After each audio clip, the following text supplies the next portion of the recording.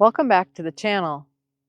I've had a request to do a follow-up on how to save an apple tree, and I'm going to shoot that video right now.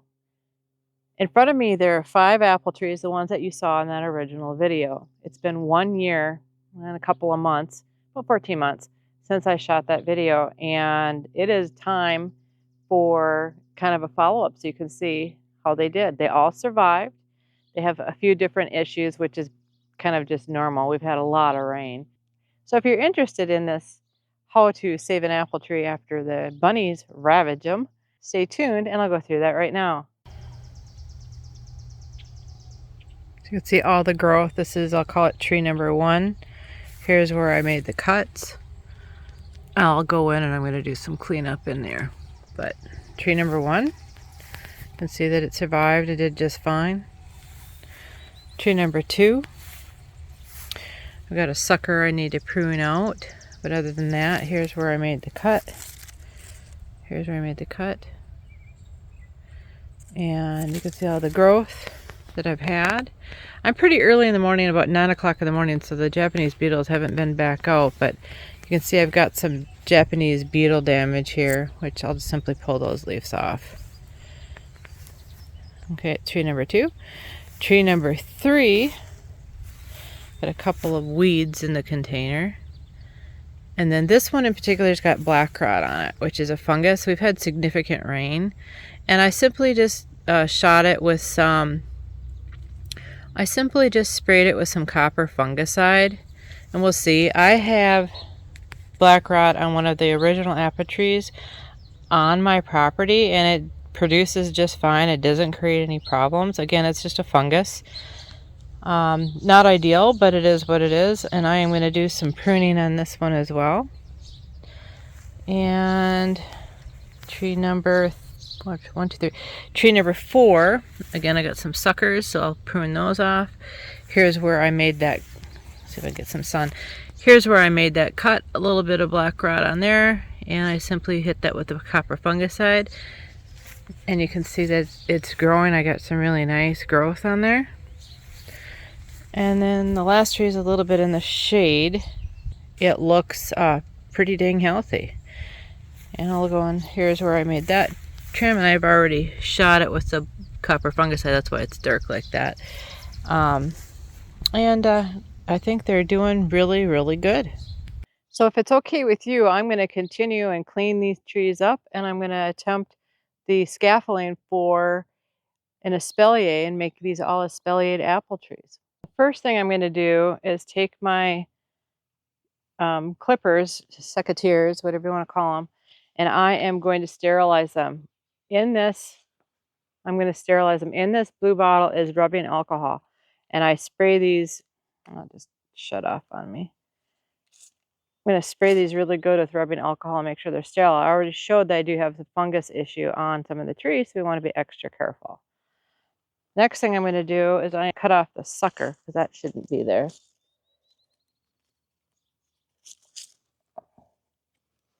I can get the mulch out of there. The next thing I want to do is establish my structure. So we need a central leader that's going to go straight up, and then we need branches that we can bring out. Hopefully this is showing up okay on camera. So I think these 2 are the ones that I can take out or make go out, and that means I don't need this branch. It's got a double thing going on anyway, so I am going to cut that one off. You want to cut it down to the collar, and I don't need this one, so we'll cut this one off. Again, taking a look. So these are the ones that I'm going to go out with. This is going to be my central leader, and so then I'm going to get inside of here.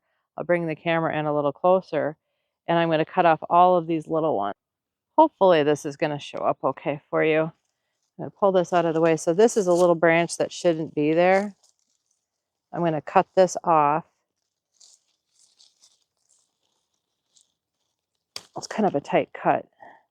And then I'm going to cut this branch that's going backwards out. That shouldn't be there. And there's a little one, I don't know if you can see, that's back here. I'm going to cut that one off too. So now I have the start of my espalier. So that's how that will look. Now I'll go get some bamboo. I'm going to start with I'm going to start with the heaviest bamboo I can get. This is a little bit bigger diameter than a pencil. And I'm going to stick this down in the container. I probably should up pot it to a bigger container, but I don't have any on hand right now that I want, because I want some more decorative ones, because I'll probably keep these in containers for quite some time. When I go to overwinter, I simply pile mulch over the top of the container, and they do just fine. This is like the 3rd or 4th year I've had them in containers like this, so it's working quite well. The other thing I have are these flexi, these are rubber coated wire. You get this at any big box store, and it bends and it keeps its shape, and I can retie it if I need to. It's very soft. I'll take some of this mulch back. There we go. A lot of mulch in there. So this is going to take it all the way down to the bottom, and this is my central leader. So what I'm going to do is pull some of the lower branches, because we want the whorls, or the distance to be at least 15 inches. So I don't need any of those leaves that are down here, because we need it to be up here before we're going to let it grow out again. The other thing, anytime you're pruning, it actually helps to set off new growth. It'll stimulate it. It'll tell it to grow because it thinks a deer is chewing on it, basically. Strap this up. And the nice thing about the flexible wire is I can always come back and move it around and adjust, which I really like, adjusting, having that flexibility to do the adjusting. So that's one. And now we're going to make it go outward, or at least we're going to try. So what I did on this tree is I went down to where I want the Y to be, or to tee off, and I re-established the anchor for the primary growth point, or the leader. I reestablished the leader, and I tied it down on this Y so it's a little bit stronger, holding it there. And then I am going to tie off the T branch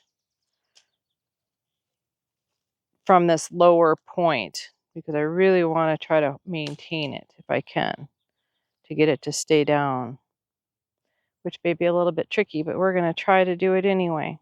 So I get it back down to this junction, and I'm going to tie it off there.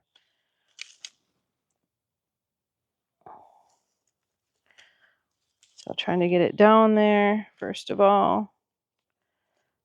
I'm going to wrap it around the branch and around the tree. Getting a little tangled with all the branches and stuff. And the nice thing about the flexi wire is I can change it and loosen it and do what I need to do, but I need to get this T branch to be down lower than what I originally had tried to do.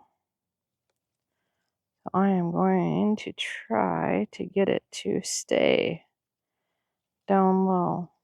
I might have to do some additional wiring just to keep it at bay, or to make it behave itself. I'm going to wrap this branch a little bit around there.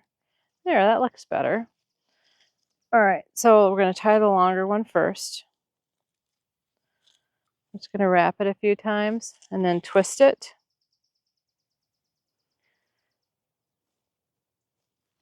And then I'm going to come back to the other one.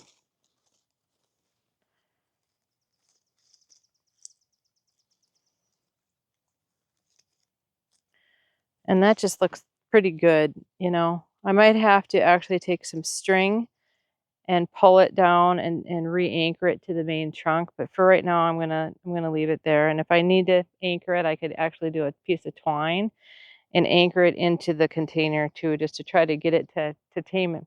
Just to try to tame it down, I might have to anchor it. But for right now, Espalier number 1 on tree number 2. Okay, tree number 5, again, make sure you sterilize in between. We'll get that done.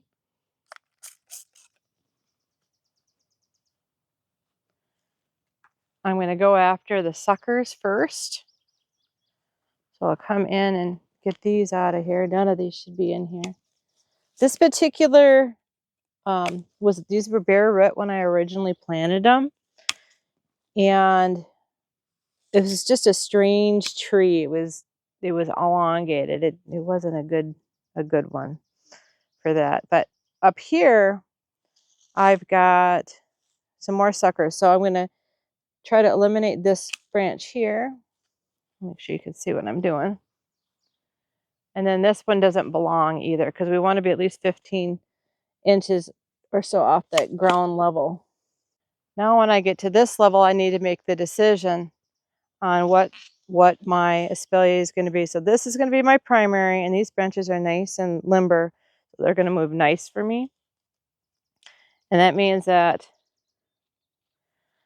this branch here, which is coming, which I could let that grow into a leader, but it's just so short. I'm going to go with the longer one.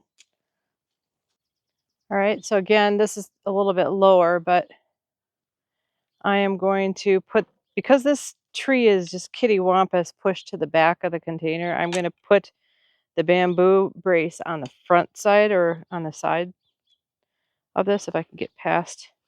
Yeah, that went down really nice. So we're going to leave it right there, which works pretty good.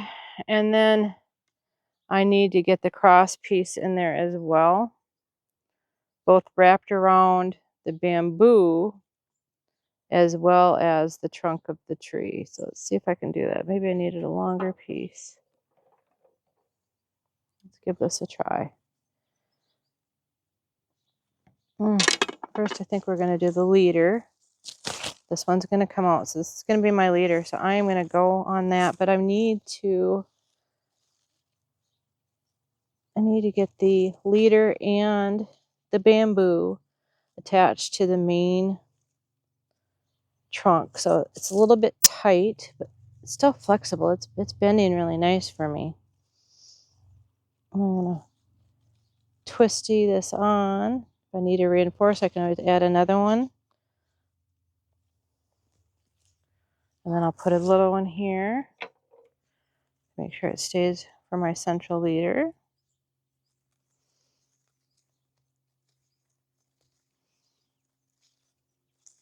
Between the trunk and where I need these branches to bend. Oh, they bend really nice. They're nice and flexible. And I am going to tie them on. I think it's going to work just fine. It's nice that these branches are a little bit shorter, so it works pretty good here for me.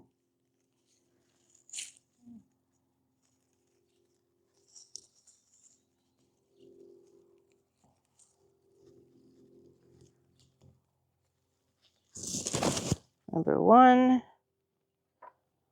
Number two, I'll go up to the end.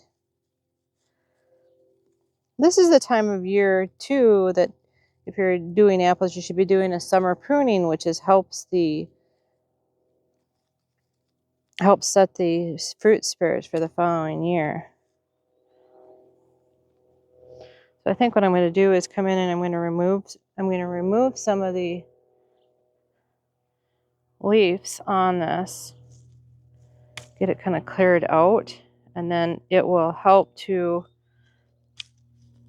make these grow a little bit more. So I'm just going to remove some of them, because sometimes you can get nice fruit spurs along the straight or the central leader too. So this is going to be fun to see, and we'll let that go and see how it works. Same procedure. I am now on apple tree number 4, and I am going to clean up the suckers first. I've already sterilized my clipper. Clean up these suckers, and now I need to establish what I'm going to do, and I'll go get my bamboo. So I've got a cross branch here that shouldn't be there. It's a small one, so we'll get this out of the way. Again, cutting down to the collar.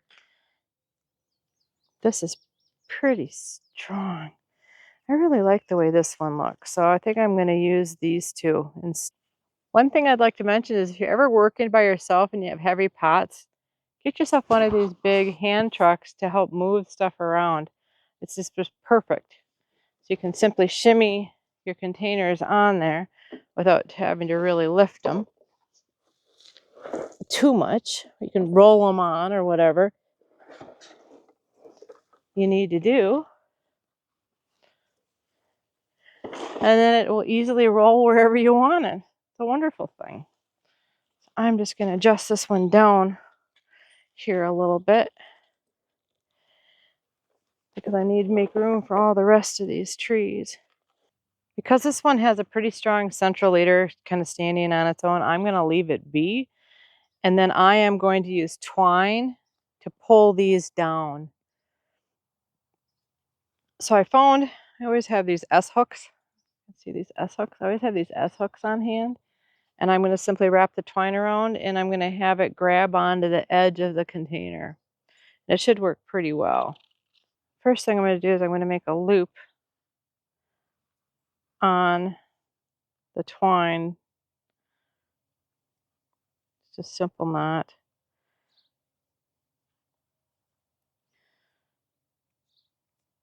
To give the S-hook something to grab onto. It's really simple. And then I'm going to hook onto the tree. I'm going to hook onto the container, which has got a nice lip. And I'm going to pull this down. I'm going to keep some tension on it, which is interesting. So I got to keep tension on it. And I'm going to pull it down. And I'm going to wrap it on there for now. I could also use the ties.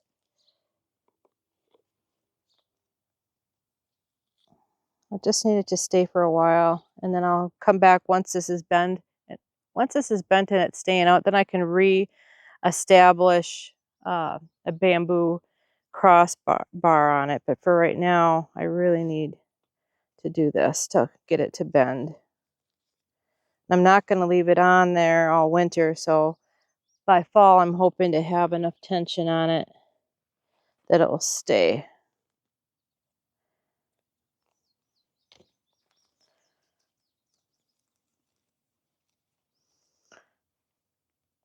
And this is just a light jute twine is what this is. You can get it at any craft store or at a big box store. This one's pretty strong, so I'm going to probably overcorrect it and bend it down a little bit further, hoping that I can get it to stay in place and not slip on me. I'm going to wrap it a few times. Again, I could have put the flex wire on here and then tied it to that, which may have made it a little bit more easy to readjust it, but that's okay. Twine's cheap.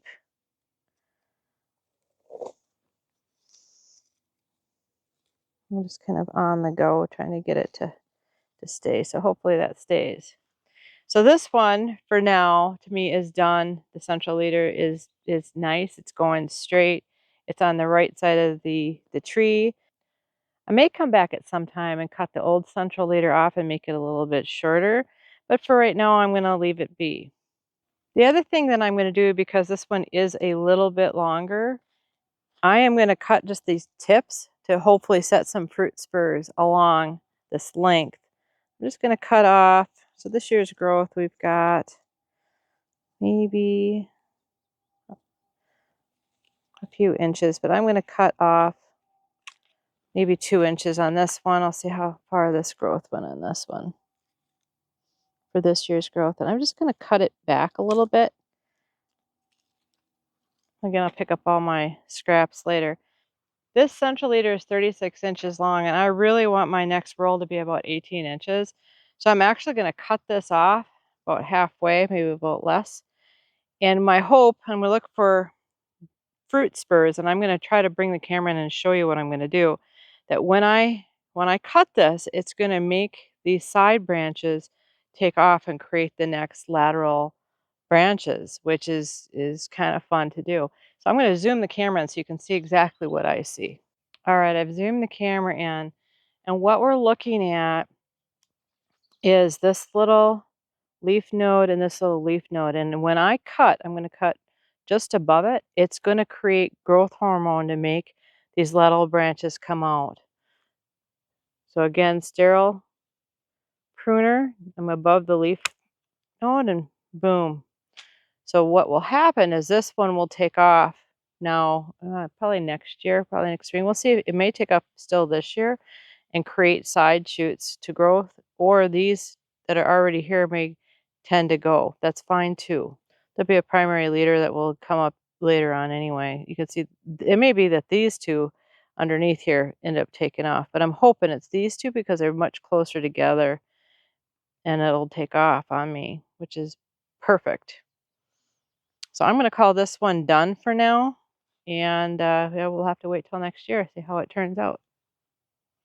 So on this next tree, which was apple tree number 3, I am going to let this one be the central leader, and I am simply going to prune off these lower branches that shouldn't be there. I am going to look at how tall it is right now and see if I can make a cross bud on it like I did before.